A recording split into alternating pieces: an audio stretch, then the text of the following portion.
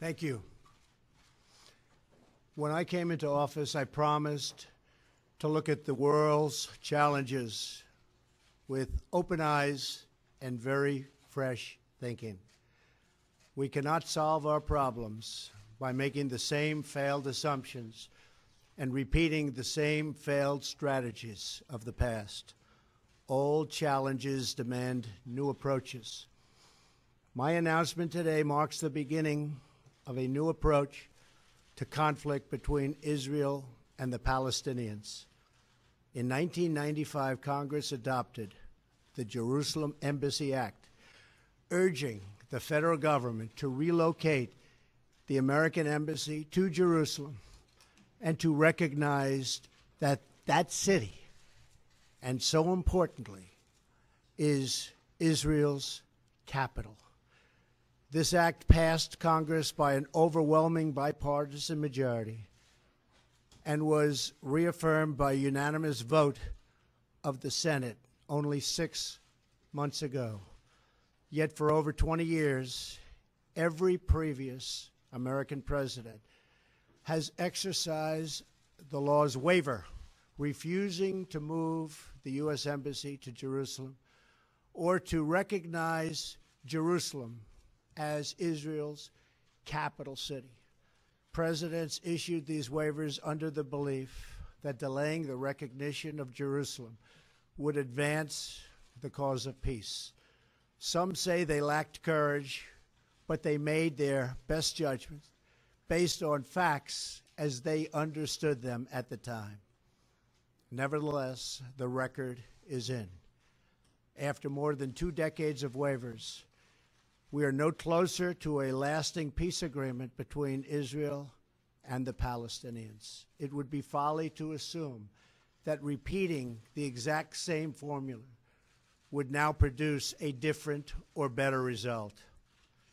Therefore, I have determined that it is time to officially recognize Jerusalem as the capital of Israel.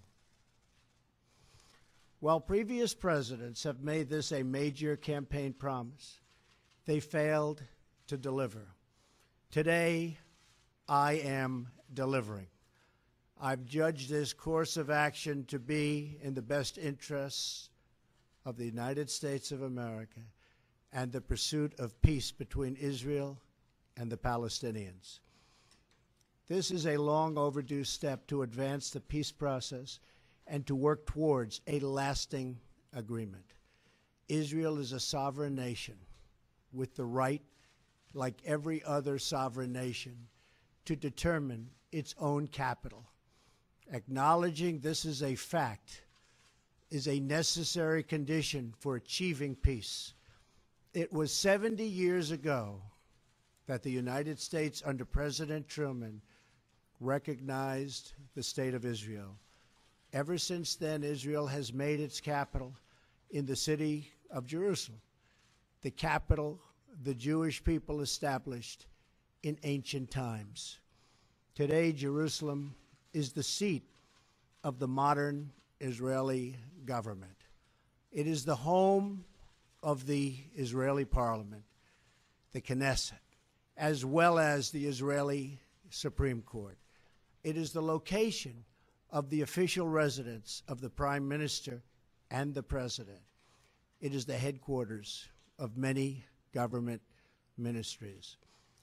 For decades, visiting American presidents, secretaries of state, and military leaders have met their Israeli counterparts in Jerusalem, as I did on my trip to Israel earlier this year.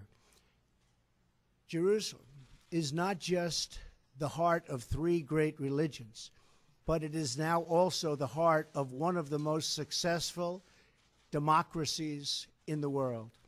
Over the past 7 decades, the Israeli people have built a country where Jews, Muslims, and Christians, and people of all faiths are free to live and worship according to their conscience and according to their beliefs. Jerusalem is today and must remain a place where Jews pray at the Western Wall, where Christians walk the stations of the cross, and where Muslims worship at Al-Aqsa Mosque. However, through all of these years, presidents representing the United States have declined to officially recognize Jerusalem as Israel's capital. In fact, we have declined to acknowledge any Israeli capital at all. But today we finally acknowledge the obvious, that Jerusalem is Israel's capital. This is nothing more or less than a recognition of reality. It is also the right thing to do. It's something that has to be done. That is why, consistent with the Jerusalem Embassy Act, I am also directing the State Department to begin preparation to move the American Embassy from Tel Aviv to Jerusalem. This will immediately begin the process of hiring architects, engineers, and planners so that a new embassy, when completed, will be a magnificent tribute to peace. In making these announcements, I also want to make one point very clear. This decision is not intended in any way to reflect a departure from our strong commitment to facilitate a lasting peace agreement.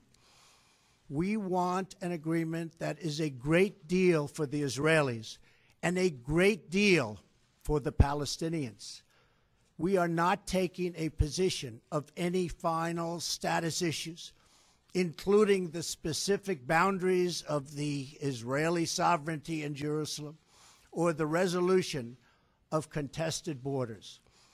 Those questions are up to the parties involved. The United States remains deeply committed to helping facilitate a peace agreement that is acceptable to both sides. I intend to do everything in my power to help forge such an agreement. Without question, Jerusalem is one of the most sensitive issues in those talks. The United States would support a two-state solution if agreed to by both sides. In the meantime, I call on all parties to maintain the status quo at Jerusalem's holy sites, including the Temple Mount, also known as Haram al-Sharif. Above all, our greatest hope is for peace, the universal yearning in every human soul. With today's action, I reaffirm my administration's longstanding commitment to a future of peace and security for the region. There will, of course, be disagreement and dissent regarding this announcement. But we are confident that ultimately, as we work through these disagreements, we will arrive at a peace and a place far greater in understanding and cooperation. This sacred city should call forth the best in humanity, lifting our sights to what it is possible, not pulling us back and down to the old fights that have become so totally predictable. Peace is never beyond the grasp of those willing to reach it. So today we call for calm, for moderation, and for the voices of tolerance to prevail over the purveyors of hate. Our children should inherit our love, not our conflicts. I repeat the message I delivered at the historic and extraordinary summit in Saudi Arabia earlier this year. The Middle East is a region rich with culture, spirit, and history. Its people are brilliant, proud, and diverse, vibrant, and strong. But the incredible future awaiting this region is held at bay by bloodshed, ignorance, and terror. Vice President Pence will travel to the region in the coming days to reaffirm our commitment to work with partners throughout the Middle East to defeat radicalism that threatens the hopes and dreams of future generations. It is time for the many who desire peace to expel the extremists from their midst. It is time for all civilized nations and people to respond to disagreement with reasoned debate, not violence. And it is time for young and moderate voices all across the Middle East to claim for themselves a bright and beautiful future. So today, let us rededicate ourselves to a path of mutual understanding and respect. Let us rethink old assumptions and open our hearts and minds to possible and possibilities. And finally, I ask the leaders of the region, political and religious, Israeli and Palestinian, Jewish and Christian and Muslim, to join us in the noble quest for lasting peace. Thank you. God bless you. God bless Israel. God bless the Palestinians. And God bless the United States. Thank you very much. Thank you.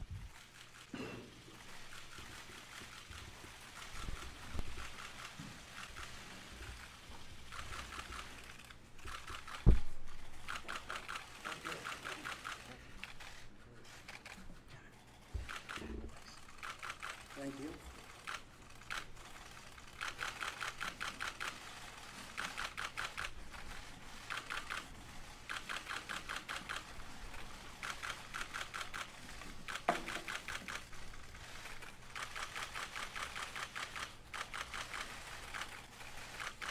Thank you very much.